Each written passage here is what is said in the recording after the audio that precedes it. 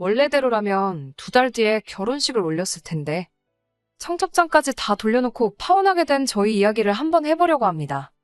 파혼한 게 뭐가 자랑이라고 동네방네 떠벌리나 싶은 생각도 들지만 이렇게라도 털어놓으면 마음이나마 조금 후련해지지 않을까 싶어서 말이에요. 결혼 코앞까지 갔던 남자친구와는 연애를 딱 2년 했어요. 요즘 시대에 제 나이가 결혼하기 너무 늦은 나이라고 생각하지는 않는데 저희 부모님은 그렇게 생각하지 않으셨나 봐요. 남들한테 모자랄 것도 없이 준비도 다 되어 있는 애가 왜 결혼 생각이 없냐며 저를 보채기 시작하셨거든요. 그때쯤 연애하던 남자친구의 청혼을 받게 되었는데 2년이란 시간을 함께 해와서 그런지 부모님 잔소리 때문만은 아니고 좋은 사람이라 생각했기에 자연스럽게 결혼 준비까지 시작하게 되었습니다. 자랑하려고 하는 소리는 아니지만 제 명의로 아파트 하나를 가지고 있습니다. 처음 직장생활 시작했을 때부터 재테크에 관심이 많았어요. 그때쯤 남들 놀러다니고 젊음을 즐길 시간에 저는 재테크 관련 강연도 찾아다니고 관련 서적도 쌓아두고 읽고 하면서 여러모로 공부를 많이 했습니다. 특히 그때쯤 여러 강연에서 공통적으로 말하는 게 서울 부동산 이야기였어요. 서울의 인구가 1000만이다. 이미 포화 상태인 서울은 더 이상 투자처로 매력이 없다 하는 강연을 하시는 분들이 많았습니다. 지금 그분들은 과연 뭘 하고 계실지 모르겠지만 아무튼 저는 그런 강연들을 들으면서 반대로 생각했던 게 저희 부모님도 그렇고 이모도 삼촌들도 제가 아는 어른들 전부 다 부동산으로 재미를 봤으면 봤지 손해본 사람은 한 명도 없었거든요. 그렇다 보니 강연은 강연대로 들었지만 오히려 반대로 지금이 서울의 집을 장만할 수 있는 마지막 기회인가 싶은 생각이 들었고 그때부터 부동산에 대한 공부를 시작했어요. 대출도 있고 부모님 지원도 있었지만 저는 사회초년생 때 이미 제 명의의 집을 갖게 되었습니다. 지금은 그때 집을 처음 구했을 때보다 시세가 4배 가까이 올라가 있어요. 남들 놀러다니고 그럴 때 대출 갚는다고 허리띠 졸라맨 거 생각하면 그리고 그때 맘껏 놀러다닌 적 없던 거 생각해보면 고생도 많이 했다 생각하고 아쉬움도 많이 남기는 합니다. 하지만 제 주변 친구들이며 사촌들 다 통틀어서 제 명의로 온전히 집을 갖고 있는 사람이 저밖에 없는 걸 보면 그땐 힘들었지만 참 좋은 결정을 내렸구나 하며 제 자신에게 뿌듯할 때가 더 많은 것 같네요. 자랑이 아니라고 했는데 제가 봐도 자랑처럼 보이네요. 아무튼 부모님이 말하신 제가 남들한테 꿀릴 거 없이 준비도 다 되어 있다는 소리는 다른 게 아니고 제 명의로 집을 가지고 있다는 말이었어요. 남자친구의 청혼에 응하면서 제가 제 명의로 된 집을 가지고 있다는 사실을 말해줬습니다. 딱히 숨길 만한 사실은 아니라고 생각했어요. 남자친구도 자기가 여태 얼마나 모아놓았는지 10원 단위까지 정확하게 말해줬는데 제가 뭐라고 숨기고 싶은 생각도 없었고 말입니다. 남자친구가 모아놓은 돈은 1억 남짓한 돈이었어요.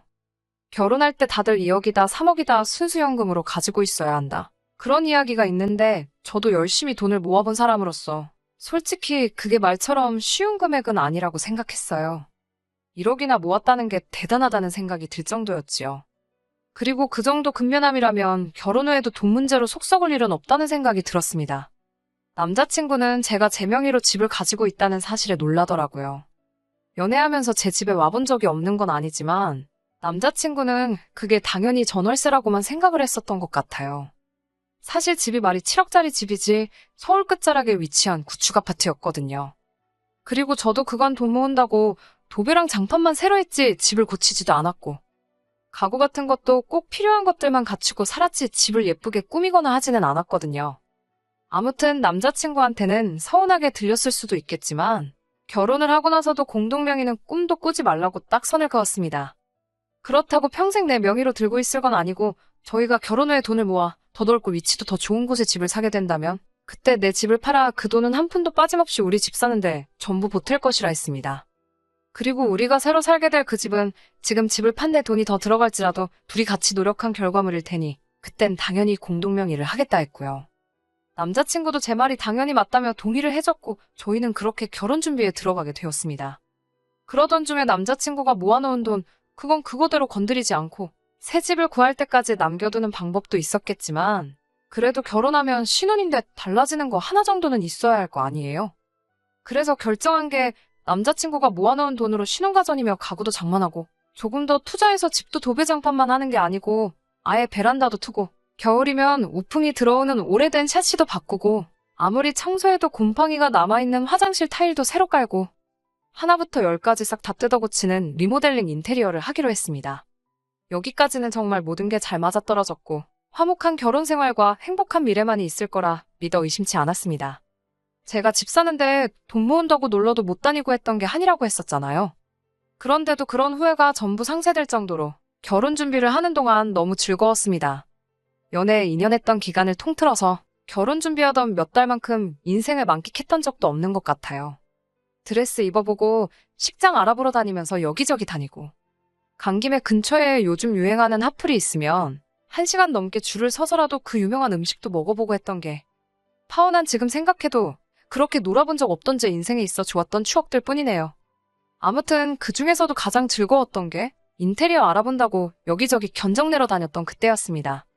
제 청춘 맞춰 장만한 집이었던 만큼 집에 대한 애착은 강했지만 처음 이사 들어올 때 벽지 새로 바르고 바닥장판 새로 깔아준 게 제가 한 리모델링의 전부였으니까요. 살면서 집을 고치고 싶다는 생각을 골백 번도 더 했던 터라 리모델링 알아보러 다니면서 벽지며 타일이며 고르면서 들었던 기분이 내 자식이 있으면 새 옷 사주는 기분이 이런 기분일까? 싶을 정도였습니다. 그렇게 여기저기 인테리어 사무실 돌아다니며 견적 비교해보고 있던 와중에 남자친구한테 한 사람을 소개받게 되었는데 그건 다른 사람이 아니고 저희 신우가 될 사람, 남자친구의 누나였습니다. 파혼했지만 편의상 예비신우라고 부르도록 하겠습니다. 예비신우는 남자친구와는 터울이 좀 있었고 이미 결혼도 하고 가정을 꾸리고 살고 있었어요. 결혼 준비하는 동안 따로 소개를 받은 적이 없었는데 그래서 저는 남자친구가 예비신우에게 저를 소개시켜주려고 일부러 자리를 만든 거라 생각했습니다. 반은 맞고 반은 틀린 이야기이긴 한데 소개를 시켜주려는 목적도 있었지만 다른 목적이 있었어요. 누나가 앞으로 인테리어 견적 내는 걸 도와줄 거라 하더라고요. 견적은 사무실 실장님이 내주는 거지. 솔직히 관련 업종에서 일하는 것도 아닌데 예비신우가 뭐가 도움이나 되겠나요. 불편하기만 한 마음뿐이라서 그냥 마음만 받겠다고 거절하는데도 남자친구는 꼭 누나가 도와주고 싶다 하니 그렇게 하자고 저를 설득해왔습니다. 남자친구 딴에 오해를 충분히 할 수도 있었기는 해요. 말씀드렸다시피 제가 제 집을 꾸미는 것 또한 처음이었고 그게 너무 즐거웠다 보니 견적을 내러 다닌 곳이 한두 군데가 아니었거든요. 남자친구 입장에서는 제가 결정을 잘 못 내리는 건가 싶어 보이기도 했고 자기가 볼 땐 여기나 저기나 거기나 다 견적에 큰 차이가 없고 비슷비슷해 보이는데 맨날 똑같은 거 하고 있는 그 상황이 못마땅해 보였던 것 같습니다.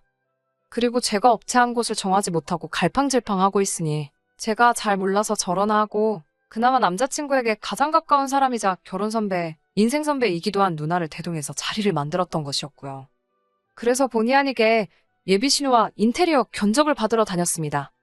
그러는 중에 예비신우와 대화를 많이 나눴는데 그때까지만 해도 그냥 평범한 보통 사람이라 생각했지 뒤로는 그런 꿍꿍이를 가지고 있는 사람이라고는 상상도 하지 못했어요. 예비신우가 이런저런 질문을 많이 했어요. 남편 될 사람의 누나니까 많이 궁금도 하겠다 싶어 크게 신경 쓰지 않았는데 그 나이에 벌써부터 집이 있냐? 참 부럽다 하는 이야기를 했었거든요. 부모님이 사주신 거네 했는데 도와주시긴 했지만 결국 그 돈은 내가 다 벌어서 갚았다 하는 속사정까지 이야기하게 되었고요. 그리고 예비신우가 제 명의 집이 정말 온전히 제 명의로 되어 있는 집이라는 사실을 알았을 때 제 집에 대해서 꼬치꼬치 캐묻기 시작했습니다. 평수는 어떻게 되냐? 주변에 마트 같은 상권은 잘 되어 있느냐?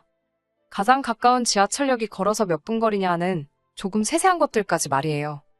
그때야 예비신우 꿍꿍이 속을 상상도 해본 적이 없던 상황이다 보니 별다른 의심 없이 다 대답을 해줬습니다. 그러면서 예비신우와 함께 몇 군데 더 인테리어 견적을 내러 다녔는데 결국에는 제일 처음 견적 내러 간 곳의 사장님보다 믿음직스러운 곳이 없어 보여서 그쪽과 계약을 하기로 마음을 먹고 있었어요. 그런데 예비신우가 그런 건 계약을 확실하게 해야 한다며 저는 어리니까 잘 모를 테니 복잡한 건 자기가 해준다며 나서대요. 계약금 걸어놓고 공사 중에 중간정산 한번 하고 그리고 공사 다 끝나고 나서 하자가 있는지 확인한 뒤에 입주 청소까지 하고 그리고 나서 잔금 치료비로 사장님과 다 이야기가 되어 있던 상황이었는데 그리고 아무리 남자친구 돈이라지만 제 집 리모델링 계약하는 건데 왜 저러나 싶었습니다. 제가 해도 된다고 하니 그래도 한 푼 두 푼 쓰는 것도 아니고 큰돈 나가는 건데 괜히 잘 모르는 제가 했다가 큰일이 나면 어쩌냐며 자꾸 자기가 해주겠다며 우겨대기 시작하는 겁니다. 리모델링 하는 저 사람들이 어떤 사람들인지는 아냐고.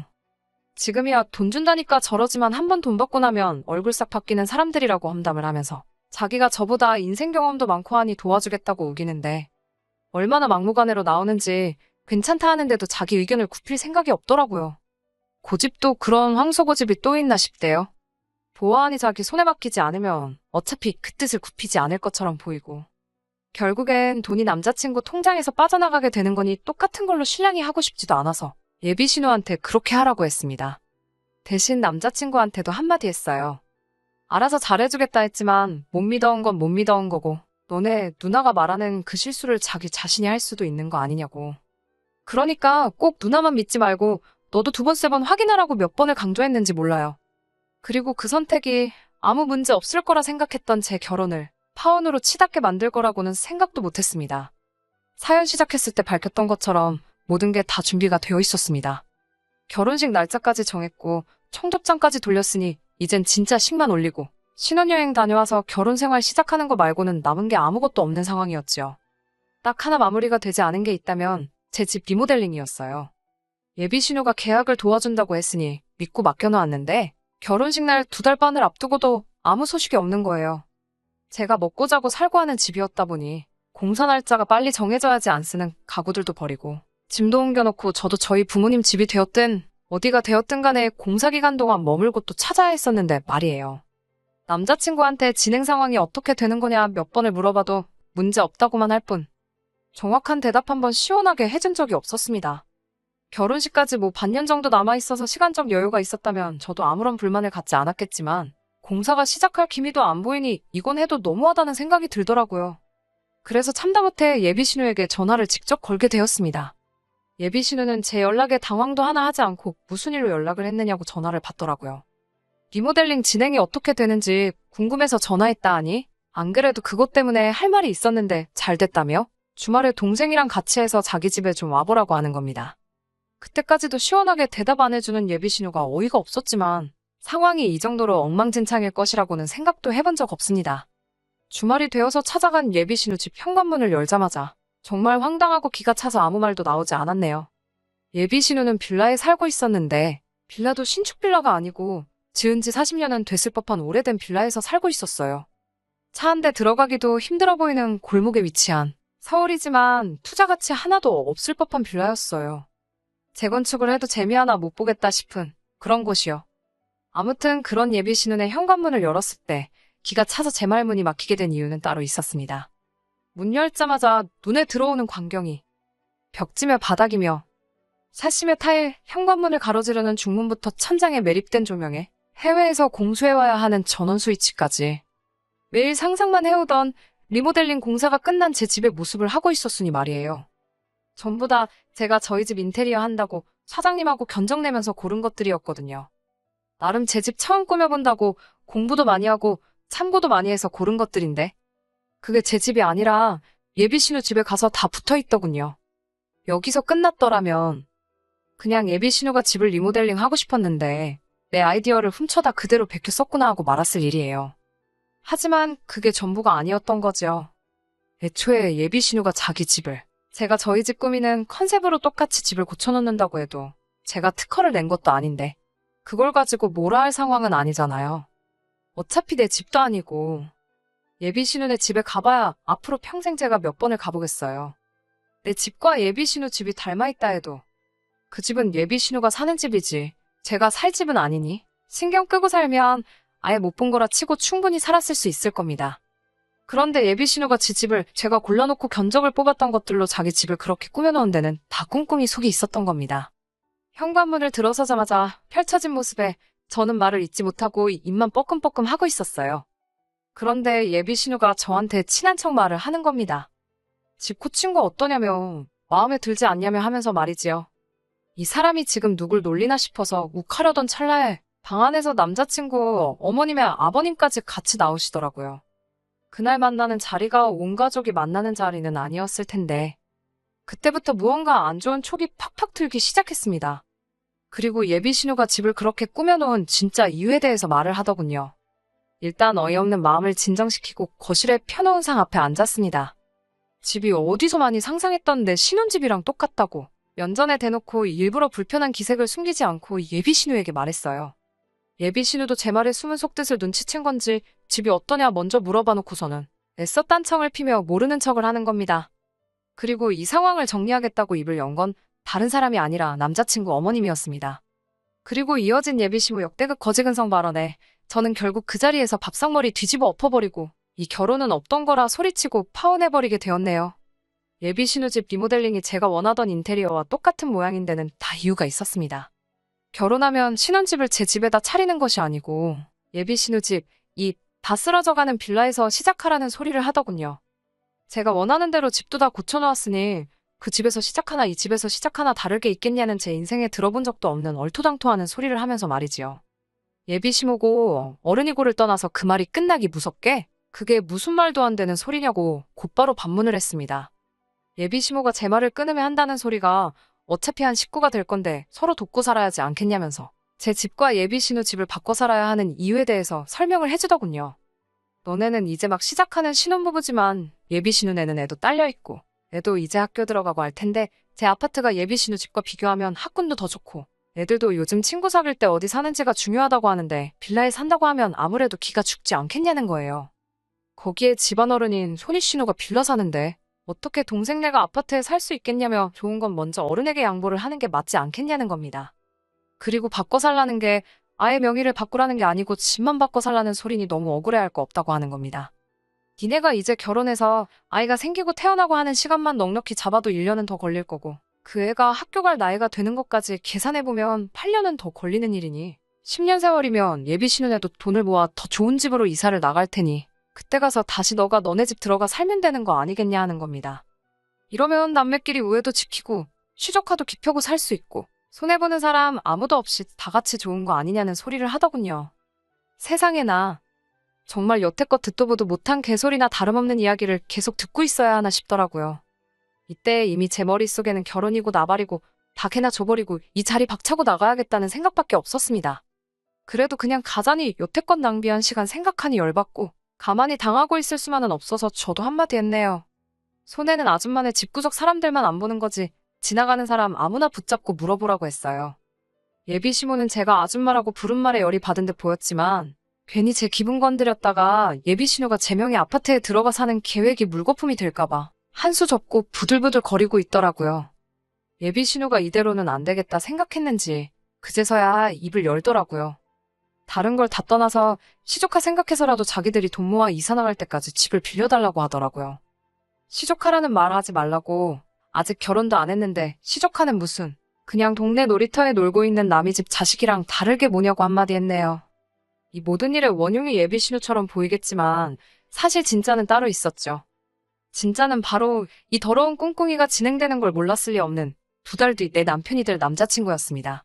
제가 미쳐 날뛰고 있으니 남자친구가 그제서야 자기는 몰랐던 일이라며 딱 잡아대는데 거짓말도 사람 봐가면서 하라고 그 자리에서 남자친구 뺨따귀를 있는 힘껏 올려붙이고 나한테 사과도 하지 말고 니네 식구들 위해 평생 니 혼자 양보하고 희생하며 살려말하고 자리에서 일어나면서 밥상머리 뒤집어 버려놓고 그 길로 그 집구석을 빠져나왔습니다.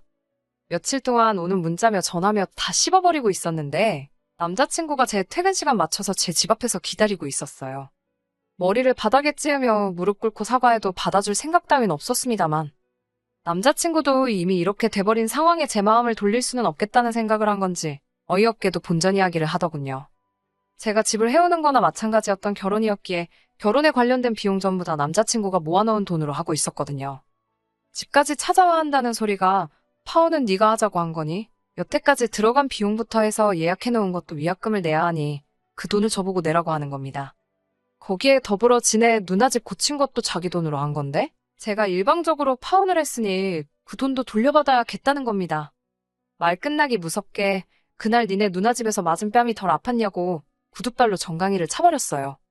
다리를 부여잡고 쓰러질랑 말랑하는 남자친구한테 마음 같아선 사기죄로 고소를 해버리고 싶은데 내 아까운 시간 낭비한 거 말고는 아직 내 돈 손해본 게 없으니 참는 거라고. 어디 한번 누가 이기는지 법대로 한번 해보겠냐고 으름장을 놓으니 못 이기겠다 싶었는지 그냥 내빼더라고요. 연애하는 동안 남자친구나 남자친구 가족이나 저렇게 거지근성으로 똘똘 뭉친 사람들인 걸 미리 알았더라면 애초에 결혼은커녕 연애조차 하지 않았을 거예요.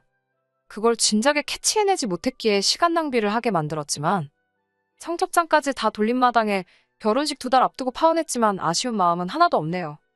그래도 남자친구가 지 돈 들여서 다 쓰러져 가는지 누나네 집 리모델링 싹 다 해줬으니 남자친구 어머니 말 맞다나. 남매끼리 우애도 돈독해졌을 거고. 호박에 줄 긋는다고 수박 되겠냐마는. 남자친구 누나도 새 집에 사는 기분이라도 낼 수 있을 테고. 지 돈만 누나한테 날렸지 지네 집 식구들 손해보는 사람은 아무도 없게 되었으니 그 집구석 사람들은 아들 동생 돈으로 이미 소원 성취한 게 아닐까 싶습니다. 끝까지 들어주셔서 감사합니다. 오늘의 사연은 여기까지입니다. 구독과 좋아요, 알람 설정 부탁드리고 더 좋은 사연으로 다시 찾아뵙겠습니다. 감사합니다.